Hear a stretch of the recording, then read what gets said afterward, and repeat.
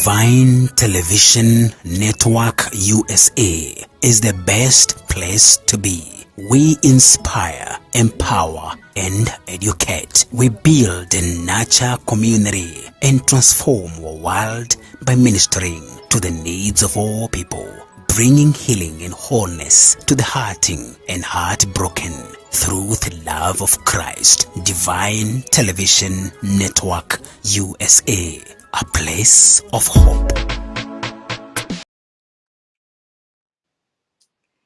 Good evening, good morning, everyone. Welcome to Divine Television Network. My name is Rosie Rose, and I'm a grateful, firm believer in Jesus Christ. Jesus Christ is my personal Lord and Savior. He is my Redeemer. I am His child. I am forgiven. I am loved. And this night, tonight is, we are almost celebrating Christmas Eve. A few days from now, we'll be celebrating Christmas. And I want to encourage you, as I encourage myself, to the best gift you can give yourself, the best gift you can give anyone this season is the gift of love. And before we dive into our study tonight, I want to start with a word of prayer. Lord Jesus, have your way in me. Let me decrease that you may increase. And I plead the blood of Jesus over everything that concerns us. Give us ears to hear and a heart to receive your word. May the word do what only it can do. So Lord Jesus, I thank you. I thank you. I thank you. I thank you, and give me a wide door of utterance. In the name of Jesus, I pray. Amen, amen, amen. So if you have your Bible, we're going to start with John chapter 3 and verse 16. And then we're going to go to 1 Corinthians chapter 13 from verse 1 to 9, wherever the Holy Spirit wants to take us, because He is our teacher. So John 3 verse 16, this is one of the most famous verses, but we just don't want to take it lightly. We want to dissect it and understand what the word of God is saying to me and you this night. John chapter 3 and verse 16, I'm using the Amplified Bible translation, says, "For God so greatly loved and dearly prized the world that he even gave up his only begotten unique son, so that whoever believes in, trusts in, clings to, relies on him shall not perish, come to destruction, be lost, but have eternal everlasting life. For God so greatly loved." He did not just love us, he so greatly loved. The word "so" is put there for emphasis reason. So if I tell you I love you, and then I come back and tell you I so love you, it is with so much intensity that God loved you with so much intensity, so greatly loved you, that even if you are the only person on this earth, God will still have sent his only begotten unique son for you. Why? Because he loved you. He loved me enough to leave me in my dead condition. He loved me enough not to leave me in my sinful condition. He loved me enough that he sent his only begotten son to die for me, to die for you. He says that, so that, for what reason? So that whoever believes on him, believing on Jesus, believing that Jesus is the Son of God, believing that he died for you, believing that he loves you, trusting in him, relying on him, you shall not perish, come to destruction, be lost. Why? Because another scripture tells you that Jesus is the way, the truth, and the life. That means if Jesus is the way, I am trusting in him, I am believing in him, I know that he loves me, He will not allow me to be lost. Even if, the parable of the 100 sheep, if one goes missing, the shepherd goes back looking for it. So even if I get lost, Jesus will come and find me. If you don't know what to do, God will give you the wisdom, but you have to believe and trust that He is able. Believe and trust that He loves you. Believe and trust that God is able to do exceedingly abundantly above all that we can ever imagine, ask, or even pray about. The book of Psalm chapter 23 and verse 1 says, "The Lord is my shepherd, I shall not lack for nothing." In this season, you stand on that word and know that if God gave me Jesus, He will freely give me everything I need. I shall not lack for ability. I shall not lack for finances. I shall not lack for food. I shall not lack for nothing. Why? Because God so greatly loved me that everything I need, everything you need, can be found in Jesus. The book of Psalm chapter 24 and verse 1, says, "The earth is the Lord and the fullness thereof." So whatever you need can be found in Jesus. Our position is to believe Him. Our position is to trust Him. Our position is to know that if God gave me Jesus, He'll freely give me anything else that I need. I shall not lack for nothing. That the Lord shall supply all my needs according to His riches in glory in Christ Jesus. Not to look at what I don't have, but to focus my attention on Jesus. Focus our attention on God. That if God gave us Jesus, Jesus is the reason for the season. If God gave us Jesus, He'll truly, surely give us everything else. Why did God give me Jesus? Why did God send Jesus into the world? Because He so greatly loved you. He loved you with so much intensity. So we have to understand what love is. And to understand what love is, we also ought to know what love is not. It is not love the way the world defines love. We have to have a biblical definition of what love is, because as God, the book of First John says, as God is, so are we in this world. God is love. That means we have the same DNA as Jesus. When you believe in Jesus Christ, you become a child of God. You're adopted into the family. You are born again into the family of God, meaning you have the same DNA as Jesus. You have the same stuff as Jesus. The book of First John says, as He is, so are we in this world. So renewing our minds, knowing that we are children of God.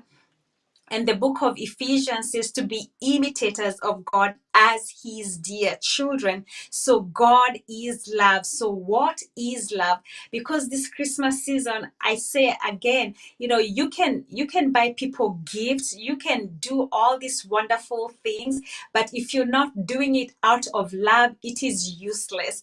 Mother Teresa, famously said, there's a hunger in this world for people feeling loved and appreciated than there is for bread. Just think about it. If somebody is beating you up, somebody is rude towards you, somebody is mistreating you, and then they go ahead and serve you a meal, you'll be like, you know what?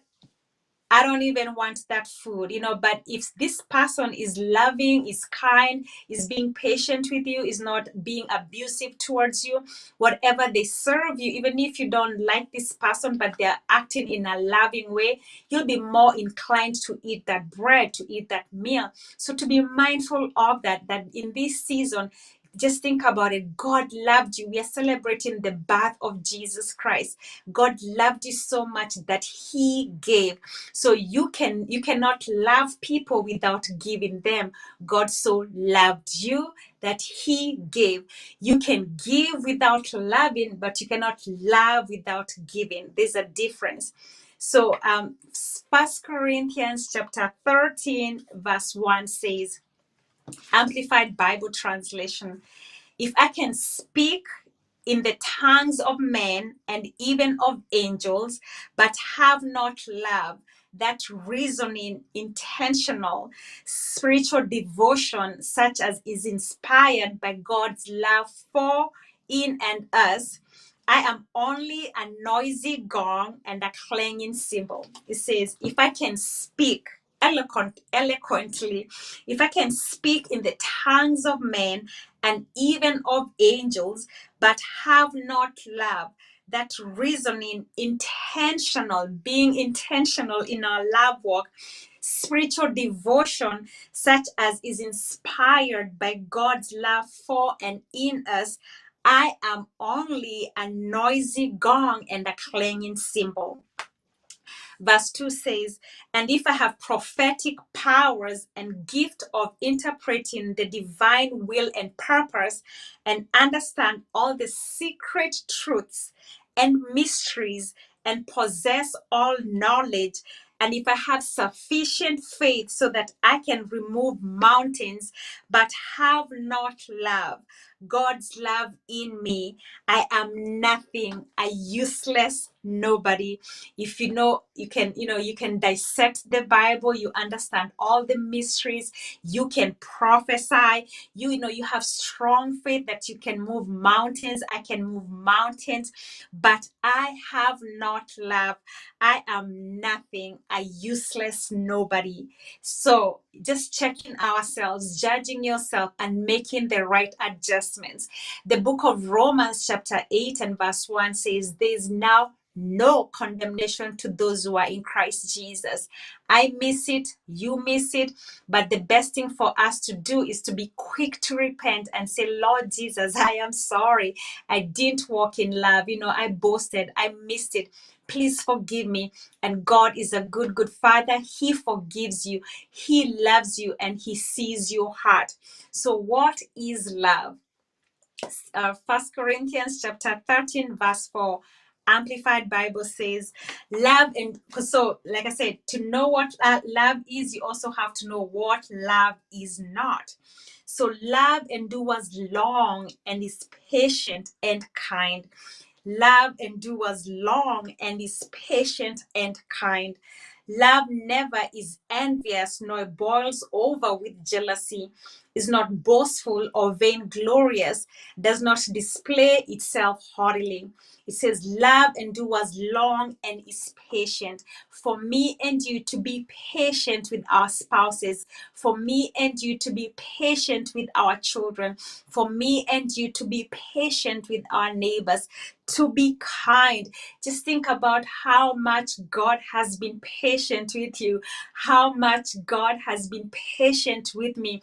I just think about if God was, just think about, like, as a parent, when our children are not acting right and we get impatient, we take a belt and swat them, or whatever the case may be. Sometimes we are angry out of our emotions. We say unkind words, and our words are powerful. You might say something, and people might, you said it, but you didn't mean it. But this other person doesn't know that you didn't mean it. They don't understand that, oh, maybe you're having a bad day and you acted unkindly, you became impatient. But to check myself, to check yourself, and be patient with one another. Be patient with your husband, be patient with your wife. If let's say they keep doing the same thing, and you're getting impatient, just think about it. Right before, they're almost changing. Even if you don't see it, God is working in them. You being patient, you're sending a message to them, and within time they will turn around that habit. They'll stop doing that thing that drives you nuts. Instead of saying unkind words, being rude, just be kind. Teach them, be the best example. Be patient.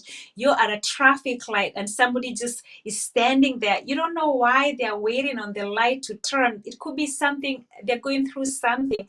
But if you're unkind or impatient, you can cause so many problems. It says, love endures long and is patient and kind. Love never is envious nor boils over with jealousy. Especially this season, we can be tempted to be jealous of what other people are getting for presents for Christmas. Instead of being jealous and envious, What do I do? What do? You say, you know what? God is still in the blessing business. I am next in line for a miracle. I am next in line for a blessing. God is, everything that's good and perfect comes from God. And if God blessed John, he'll bless you too if we keep the right attitude.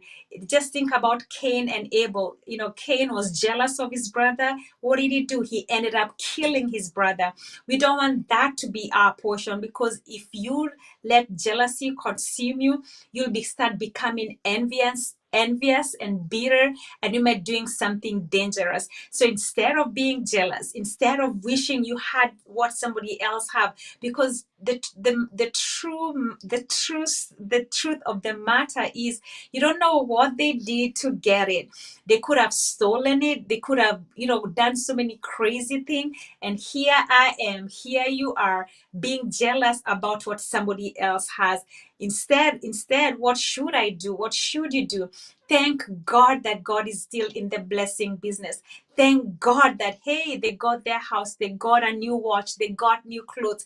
Thank God the line is moving and I am next in line, being happy for the other person instead of being jealous and envious. And now you're bitter, you're just angry, instead of being happy for another person and say, hey, the blessing line is moving. God is still in the blessing business. Everything that good and perfect, comes from God. And go back to John 3:16 and say, if God gave me Jesus, he'll surely give me whatever you want that you think you should have had.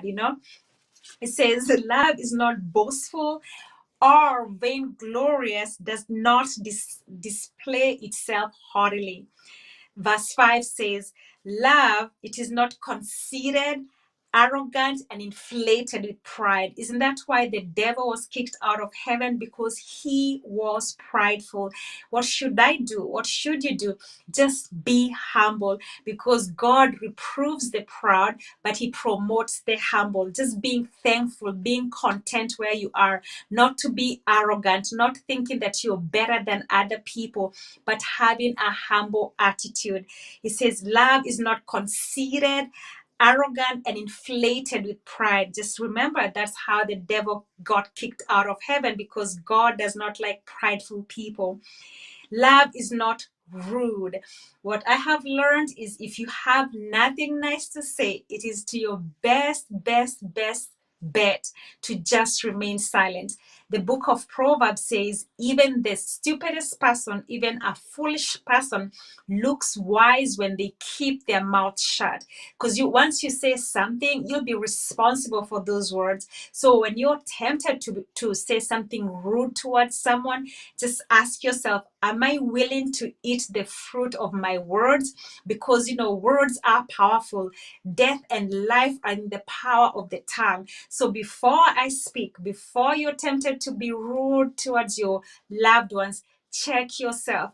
Pray like the psalmist David said, Lord, put a guard over my mouth. Lord, teach me when to be silent.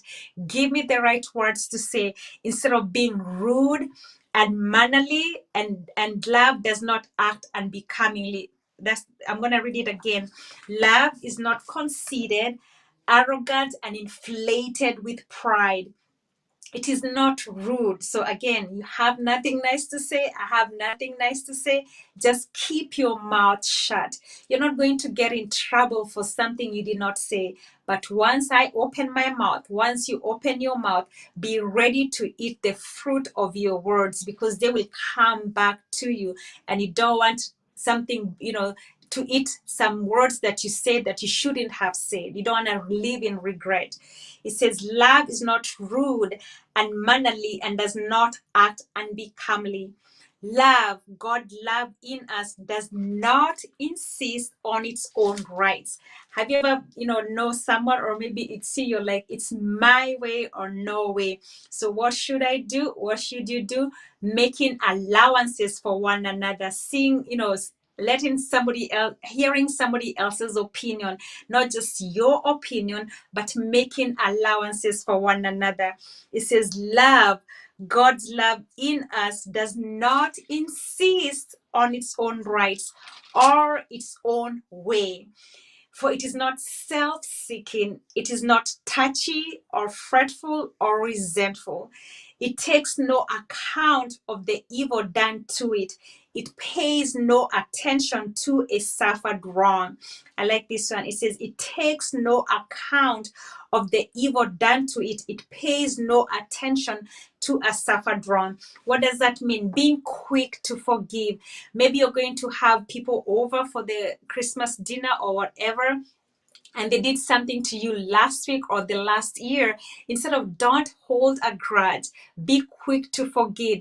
Don't become an emotional bookkeeper saying, oh, Rosie did da da da da da, John did this and that. Instead, just be quick to forgive. Refuse to keep an account of what they did wrong to you, because maybe they even forgot about it and you're still holding on to a grudge. Instead, just be quick to forgive. Don't remember. The book of Psalm 103 says, never forget the good things the Lord does for you. He he forgives all your sins and heals all your sicknesses. He forgives all your sins. Just think about it. If God forgives you, that means we can also forgive other people. Not to hold on to grudges, not to become an emotional bookkeeper. If somebody did you something wrong and it's a family member and now they came over for a family gathering, just let it go. Let it go. Don't hold to a grudge. Don't remember what they did you wrong. It says it pays no attention to a suffered wrong, meaning you don't try to dissect it. Like, why did they do this? Why did they say that? How come they came? They were not invited. All that stuff that goes through our minds, just to pay no, maybe they said something rude to you and now you're trying to analyze it. Why did she say this? Why did he say that? Why is she wearing that? Da da da da. All this stuff. Just think about it. Ask yourself. Ask myself, is this going to matter 10 days from now? Is this going to make a difference in my life in 5 years? Picking your battles, choose your battles wisely. Is this a life or a death situation, or could we classify it as a petty issue and just don't pay attention? Because that's how the devil is going to set you on in a trap, to start paying attention to what people are saying, to start paying attention to how people are treating you. The best thing to do, the best thing for me and you to do, is to walk in love, to pay no attention to people fighting. If it has nothing to do with you, it just say, it's not my monkey, not my circus. You mind your own business. Don't say anything that you later regret. It says, verse 6, let's continue. Verse 6 says, I pray that this is blessing you as it's blessing me, because this is helping me, because the word of God is our guide, is our manual. This is the Holy Spirit helping us, because we all know, holiday seasons can be tough, but we have to guard ourselves and be equipped and to just do what the Bible tells us. It can seem impossible, but all things are possible. Nothing is too hard for us. The love of God is shed abroad in our hearts as born again believers. God lives in us, love lives in us. That means we can do this. We can keep our mouth shut. We don't have to be rude towards other people. We can be patient. We can be not people who just let things go. We are not being careless, but we are choosing our peace. We are choosing to God's way, the love way. Verse 6 says, love, it does not rejoice at injustice and unrighteousness, but rejoices when right and truth prevail. Not to be happy when other people are suffering, but to rejoice when everybody else is doing well. If you're in a position to help someone, go ahead and help them instead of rejoicing at injustice. Maybe they lost their job, in a not in the right way, not being laid off. They did just something that, instead of beating them up, we can uphold them and help them, and pray that God will make a way for them. Pray that the truth will prevail. Just seeing things in a different perspective instead of beating people down. Verse 7 says, love bears up under anything and everything that comes, is ever ready to believe the best of every person. Its hopes are faithless under all circumstances, and it endures everything without weakening. It says, love bears up under anything and everything that comes, is ever ready to believe the best of every person. Maybe you've written some people off. You're like, I don't want anything to do with them. They did this, they did that. John C. Maxwell says, in order for you to be able to believe the best of every person, on a scale from 1 to 10, give everybody a 10. When you see Rose, you're like, she did this and that to me. This person did me wrong. You've already written them off. You don't want anything to do with them. Remind yourself that God saw the best in you.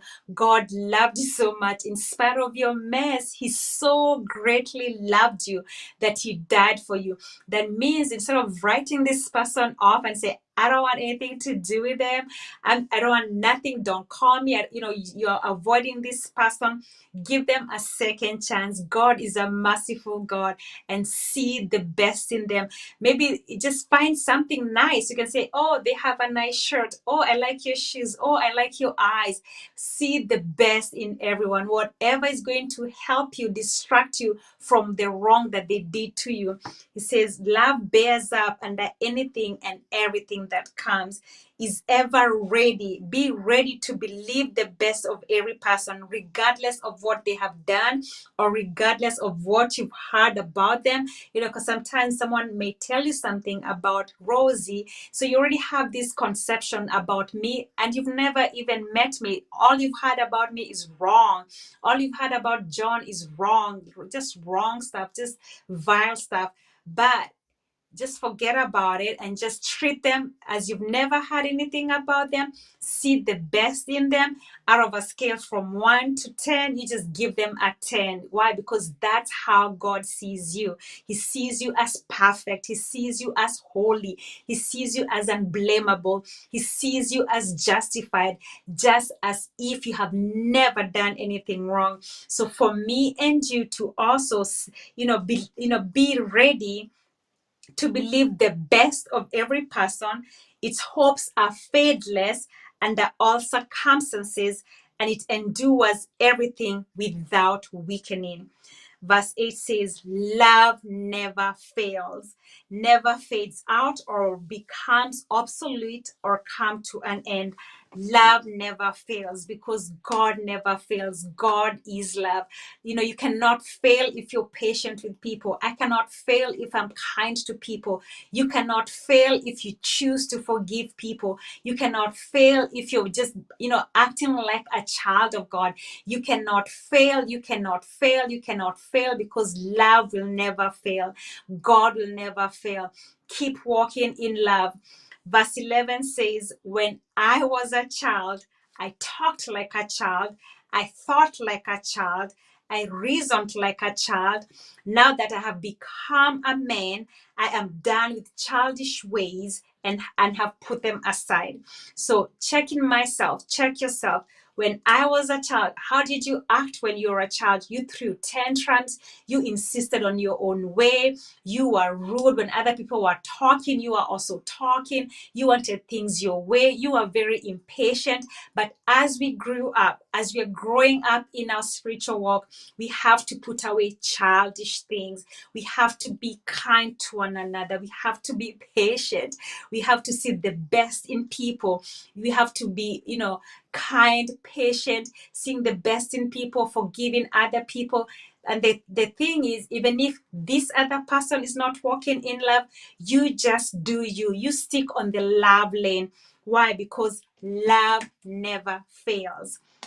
I'm going to read the same scripture using the Message Bible translation. It says, so 1 Corinthians chapter 13, verse 4 to 7, Message Bible translation.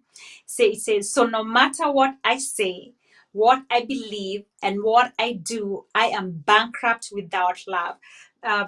Amplified Bible says, I am a noisy, it says, I am a noisy, clanging cymbal. Message Bible says, I'm bankrupt without love.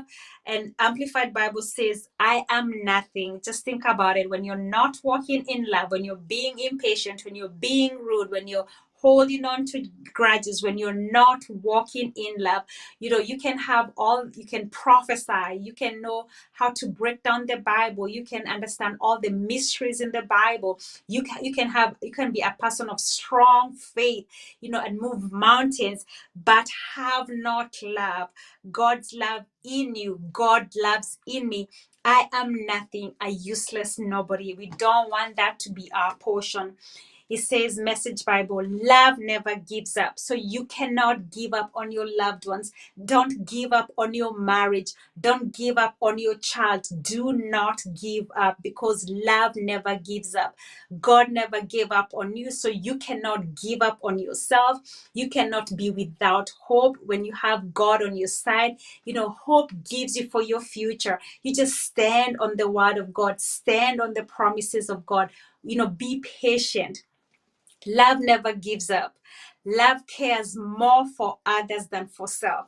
Just think about Jesus. He was thinking about you. He had his own will, but he said, not my will, but your will be done. He could have said, I'm not going to die for those people.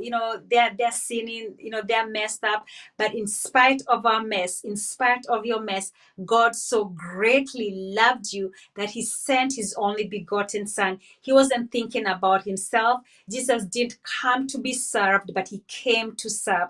So me and you, understanding that love cares more for others than for self.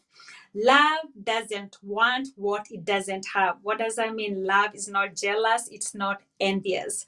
Love does not strut. Love is not prideful. Love doesn't have a swelled head. Love doesn't have a swelled head. Doesn't force itself on others. Just think about it. Even Jesus, gonna think about Jesus. He says, behold, I knock. I'm standing at the door and knock. If anyone hears me, he opens the door and I will come in. He doesn't force himself. So it's the same thing with us. We cannot force ourselves into people's lives. We have to, again, check ourselves, like asking myself, would I invite me to dinner? And if not, make the adjustments. Love doesn't force itself on others. Don't force yourself on others. Isn't always me first. Doesn't fly off the handle. Doesn't keep score of the sins of others. Doesn't keep a record of a suffered wrong. Doesn't revel when others grovel, meaning we don't rejoice when other people are suffering. Takes pleasure in the flowering of truth. Love puts up with anything. Love trusts God always. Trust God always, no matter the circumstances. Always looks for the best. When you see people, just see a 10 in them. Christmas season, just see the best in people. Just give them a 10 over 10, regardless of your past relationship with them. You just choose the love way, because love never fails and always look for the best in people. Never looks back. Love never looks back. Smith Wigglesworth said, never look back if you want the power of God in your life. Not dwelling on your past, not looking at the past relationships with people, how bad, treating people based on their past. You can look at at the past and, use it to make better choices. It says experience is the best teacher, but how about you start looking at it as, what do you call it? Tried, I'm gonna look for the word, but using your experiences as your teacher. You say, this person did something wrong. I'm a new creature in Christ Jesus. I'm going to choose to see the best in them, and doing that, just changing our minds and never looking back. Keep focusing on your past. You're going to remain in the past. But you just think about it. You're driving on the road.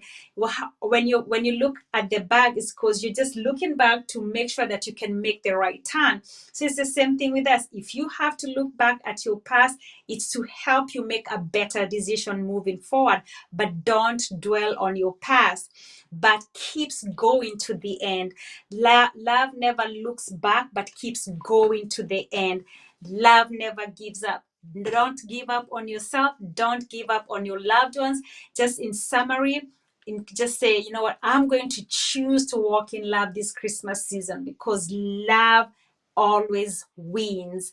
Just think about it. When you're kind to people, when you're patient, when you're quick to forgive, you're not keeping an account of a suffered wrong, that you did this, you did that. You say, you know what, that's in the past. Today is a new day. Faith is now. God is in the now. I'm going to choose to forgive. I'm going to choose to let it go. I'm going to choose the high road, the love way, and God is on my side. God loved me enough. That means, as a child of God, as He is, so am I in this world, and I can love people. It's not going to be easy, but guess what? Faith works by love, and love works by faith. And faith comes by hearing, and hearing by the word of God. Hearing that God loved you in spite of your mess. Making an honest judging yourself, and say, just think about all the things you've done, all the things I have done. Some things I don't want anyone to ever find out, but God knows the things that I've done, even in the dark. And in spite of that, He still loves me. He sees the best in me. He has forgiven me. That means I can forgive people knowing what they have done to me. I can love people. I can see the best in them. I can be a better person. But it takes practice. It takes practice. It's not going to happen overnight. Perfect practice makes perfect, and we have the perfect way to do it. To read the first book of Corinthians chapter 13 from verse 4 to 9 and understand what love is. So that, just thinking, this is how God loves me, that means, and love, God lives in me, love lives in me, I can do this. I can do all things through Jesus Christ who loves me. And you will not fail. You will not be put to shame. If God said it, I believe it, and that settled it. So I pray that that encouraged you this Christmas season, this holiday season. The best gift we can give people, the best, the best materialistic gifts.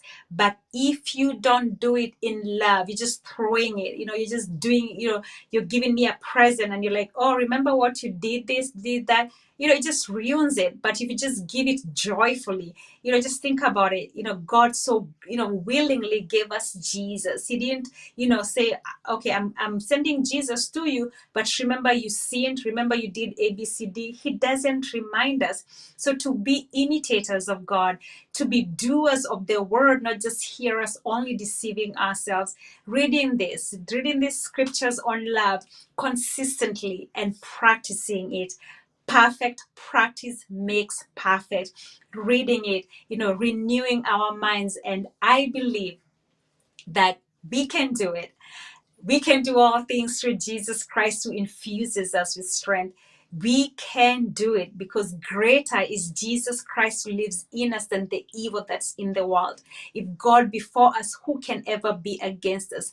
And if you have missed it, because honestly, I miss it too. Sometimes I'm impatient. Sometimes I might say stuff that I'm not proud of. But what do I do? What can you do? You repent. So right now, we're going to repent and say, Lord Jesus, He has already forgiven us. Just where you are, say, Lord Jesus, forgive me. Forgive me, Jesus. Forgive me. I repent, Lord, of the many times that I have walked out of love. I'm sorry, Lord Jesus. I repent. I ask for your forgiveness, and I receive your forgiveness. Lord, thank you for forgiving us. Thank you for loving us. And I thank you, Jesus, that you will increase our capacity to love one another just as you have loved us. And I thank you, Father. In the name of Jesus, amen. You just say, I receive God's forgiveness. I receive God's forgiveness. And in the name of Jesus, I plead the blood of Jesus. I plead the blood of Jesus over our minds. I plead the blood of Jesus over everybody that's listening to the sound of my voice. I plead the blood of Jesus over our relationships. For those who are having relational problems, going through marital problems, Lord, I thank you that you are the God of restoration. I thank you, Jesus, that you'll teach us how to love our spouses, that you'll teach us, Lord, how to love our children, that you'll teach us, Lord, how to love our neighbors, that you'll teach us, Lord, how to interact with our co-workers, that you'll teach us, Lord, how to love just as you have loved us. Thank you, Jesus, for those who are listening to me, Father, that they are worried about how they're going to, entertain guests. They're worried about food, putting food on their table. They're concerned about materialistic stuff. Lord, you say that you'll grant us the desires of our heart. And I thank you, Jesus, that you're granting them the desires of their heart. For those who need provision, Father, I thank you that you are Jehovah Jireh, our provider, that you shall supply all our needs according to your riches in glory in Christ Jesus. I thank you, Jesus, that this is a season that people are traveling. So, Lord, I thank you for traveling mercies, that you'll send a legion of angels to encompass all about us, that no weapon fashioned against us shall prosper, that, Lord, you've already gone ahead of us and made all our crooked ways straight. I thank you, Jesus, that we have favor. Favor, favor, favor. We receive your favor. We have favor with God and favor with God. We have favor with God and favor with men. Baptize us with your favor. Crown us with your favor. Use us as advertisement of how well you treat your children. Thank you, Jesus, for the gift of speech, Father. I thank you, Jesus, for those who are listening that are sick in their bodies. We thank you that you are our physician. We thank you, Jesus. We thank you, Jesus, that you are the ultimate physician and that right now you're performing a supernatural surgical operation in every area of our lives. We have prayed, love, for love. So I thank you, Jesus, that right now you're healing relationships. You're healing all broken relationships. You are our healer. You are our provider. You are our way maker. You are our wisdom, and nothing is too hard for you, Father. And I thank you, Jesus, that you are able to do exceedingly abundantly above all that we can ever imagine, ask, or even pray about. In the matchless name of Jesus Christ, I pray. Amen, amen, amen. And I plead the blood of Jesus over everything that concerns you. In the name of Jesus, I pray. Amen, amen, amen, amen, amen. In Jesus' name. So thank you so much for joining us this night. And again, I forgot to mention, but please, please, please share this video, encourage one another, share it to someone. They might hear something that they needed to hear. This is not me speaking, but just the Holy Spirit, yielding to the Holy Spirit to help me and as I'm helping you. So share this message, like our page, on YouTube. It's under Evangelist Sarah Mbogo, or just like our page so that you can get notifications of when we are coming on. And again, I appreciate you very much for spending this night with me. I pray and believe that it has blessed your life and that you'll make the adjustments, make the changes that need to be, and believe God, trust God, because He is able. God is able, and He loves you so very much. He so greatly loved you. So you have yourself a Merry, Merry Christmas. Keep on smiling, keep on believing. And again, remember that God loves you and He's thinking about you right now. So until next time, God bless you and Merry Christmas. Remember, Jesus is Lord over all. Let's say it all together. Jesus is Lord. Until next time, goodbye. Thank you so much. Bye-bye. You are worthy to be glorified. You are worthy to be glorified.